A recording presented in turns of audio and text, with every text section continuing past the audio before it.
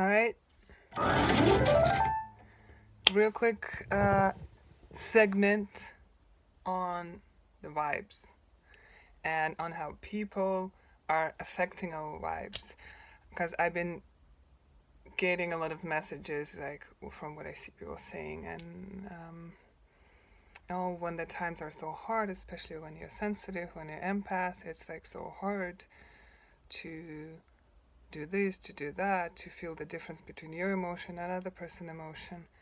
And it's just a recurring theme, especially within the sensitive community. I mean, everybody's sensitive. It's just like for some people it's more apparent, for some less. And I want to just discuss two perspectives that are, of course, there are multiple, like there's thousands of perspectives we can consider, but I'm going to present two of them and show you how they can lead to your empowerment and you getting out of this situation, no matter if it's now or any time, later. Just how do you feel yourself in relation to other people and their vibes, and how to basically not feel victimized. And this is a very tricky sentence in a sense, because if you don't feel victimized, then you're not gonna see it as a problem.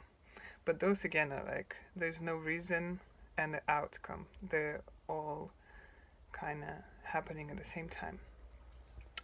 So let's start from the first thing, right? Where you feel other people's vibes, you feel other people's emotions, and you feel kind of the need to protect from yourself from them, and you feel like you have no power because you know that you only have power over your own emotions, and you feel like for you to feel better, you need to regulate, or you need those people to have been regulating their own emotions, but those bastards aren't doing that. So, what do you do then? First of all, it's great that you know that everybody's responsible for their own vibes, that you cannot do possibly anything about other people's vibes. In a way, let's get into that. So, first of all, I don't know if you see it, how I see it, but any moment you feel powerless against anything, you're giving your power away, and you're getting into the victim template, victim stereotype. It's like, oh, poor me. Even if you're not voicing it as poor me, it's like, oh, shit, I'm being affected by this, and I can do nothing. And I start reacting out of ego, which is ego is a protection mechanism. So you feel threatened, and then you start protecting yourself, and then you're not in the flow. Wherever you feel defensive, you're not with your true self. You're not with the source. You're not with the universe. You're not in peace because you feel threatened. So your kind of animalistic nature kicks in, and this like instinct to preserve yourself at all cost. So you start cutting people off, you start running away, you start blaming people, you start arguing, you can even get into a fight with somebody. So by moving focus away from yourself and into another person about what they're feeling, what they're doing, you in a way also lose the connection with self, and you lose the true knowing of who you are, which is love. So we realize that, oh, we've been blaming people, even though we think we haven't been blaming them, but we've been putting them above ourselves in this situation, in the sense that they have power over how we feel. And in that way, I would recommend, first of all, sit with that. If you feel some kind of defensiveness right now against that, I get you. Been there, done that. You're like, no, I really cannot do it. Oh, I really hate they're saying this. Like if they were in my situation, they would not have da da da da da. But really accept the fact that you have been giving your power away. This is so funny. I mean, is it funny? I had such a clear plan of what I was gonna say, but then I ate this delicious soup, and this soup took all my knowledge, and it's none of my responsibility, even though I decided to make it and then to eat it.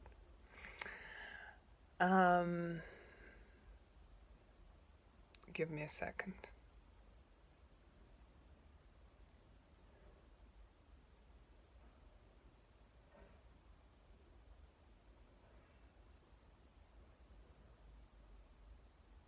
I lost the discernment between those two opposite sides that I've decided to talk about. So let's just move with the flow, and whatever happens, happens. So we're blaming another person. And we think their low vibes affect our high vibes, and we're blaming them, and by that activity, our vibes drop. So we're giving our power away, we're giving our vibes away, and now we'll end up with low vibes. Nobody's happy. They're low, you low, everything's kind of shitty. So when you realize this giving power away, what you do next is you realize that you have a choice. One of you is gotta maintain their vibes. If you blame them for being unconscious, unaware, in their ego, in their whatever, or you just like bless them, but they're in the slow vibes, okay, but who is going to be the one holding up the vibration of this interaction or of this relationship? So if you think that they are able to bring or like to hold their vibration no matter what is it, low or high vibration, then consider a choice that it could be you. What if out of two of you, you would be the one holding up higher vibration, and they would not have a choice other than just to either lift towards you or that just fall off. You don't even need to do anything. You don't need to become defensive. You don't need to run away. You don't need to like set any ultimatums or anything like that. You just stay true to yourself, and thus you reclaim the power. You also prove to yourself, okay, I am 100% in charge of my vibes and of my surroundings. Even though it's not my responsibility to lift them up. Some people are like, oh, I cannot, I barely survive by myself, I can't take responsibility for others. You're taking responsibility for yourself, and that act brings everybody up. When you abandon yourself, everybody goes down. So consider that. Are you adhering to their vibe, or are you gonna stay strong in your vibe and they won't have a choice but to adhere? Another side I was talking about is where you believe that you are responsible, or not even that you're responsible for what other people are doing, but you're responsible for what you attract. So basically, your whole world is a mirror. And when you see something, then you might want to ask a question, okay, what's that inside of me that I am not seeing inside of me? So then that universe has to show me in front so that I notice it better. So you feel this kind of resentment to this person, and why is that? Do you feel like they're more successful than you, so you feel like a bit unsuccessful inside? Or maybe even the same feeling. For example, if you're feeling unsuccessful inside,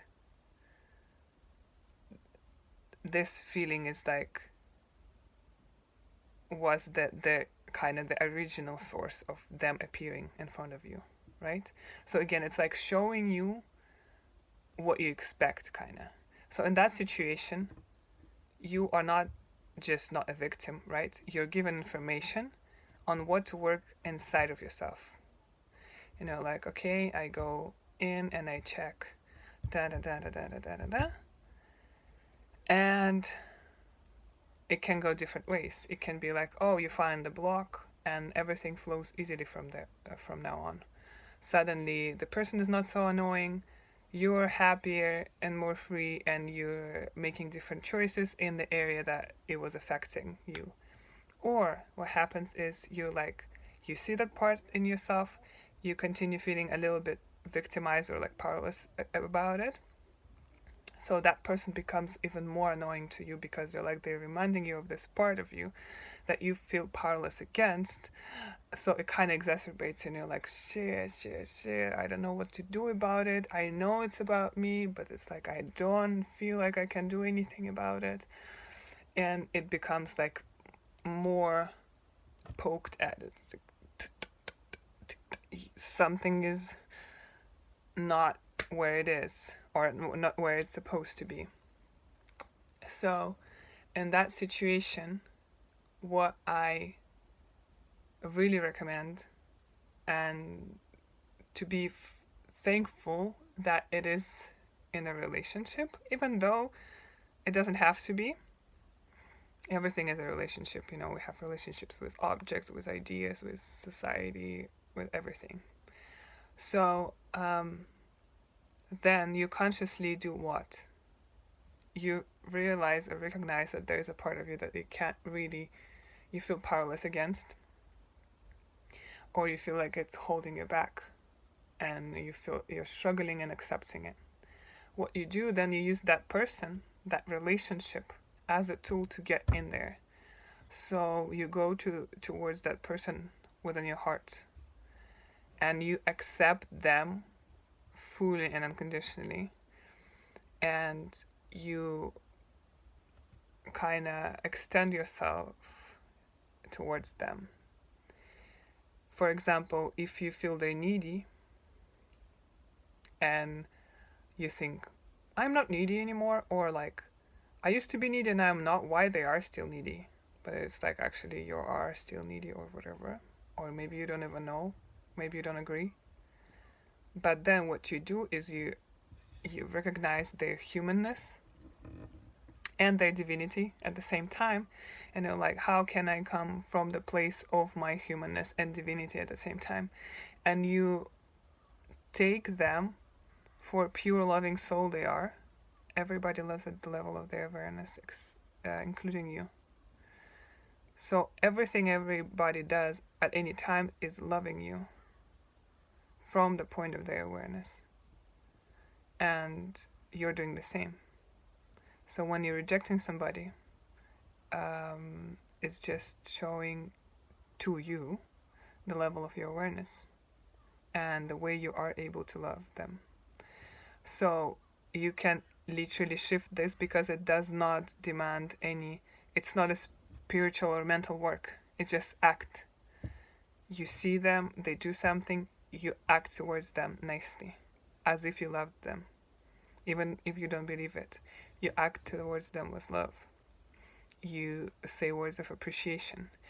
And it might seem contradictory in the sense that you feel like, oh, they're so annoying. If I kind of encourage it, then they're going to continue being more annoying. And then they're going to just never leave me alone. And I'm really not looking forward to it. Don't listen to that. Those are like your patterns that don't want to change and just want you to stay the same forever. So you just extend this love, whatever it is that you think love towards this person might look like. And it already releases a lot of this pressure, because you love them, because love can only be unconditional, right? So the more conditions it transcends, the more it is what it is. And when you give it, you feel already expanded. But then the response you get from the person, and it's going to be loving again. And you'll see even more the truth of the statement that they are loving you the way they can, and you're just refusing to accept it. And then it becomes apparent to you that you are afraid of receiving love. Your ego might say, I'm afraid of abandonment, I'm afraid of betrayal, but all of those are excuses to not receive love. And yeah, you just go there, and suddenly it's like magic. It's 1-2 seconds pass, and suddenly you're completely not annoyed anymore, and you feel like a new person, because your patterns, your ego, keep you in the same idea of what it is that you're doing, of how it is you're supposed to behave. That when you physically transcend that, it becomes like almost shocking. It's like a sobering touch of what love actually can do. You are love, so what you actually can do. You keep feeling like, I can go there because those are going to be negative and it's going to be heavy. I can't do this because that, and those limitations, when you do this practice, when you do this exercise with everything or anything that you're annoyed by, you feel restricted by, you feel victimized by, it expands you and it shows you how limitless you are as a being. So I really recommend. Can't say more about it. I can say a lot more about it, but for now I'm done. Bye bye. Have a great day, week, whatever. If somebody's still counting time with weeks and weekends and work days, then good luck during this working week. To other people, just don't forget to eat today and stay healthy. Love you.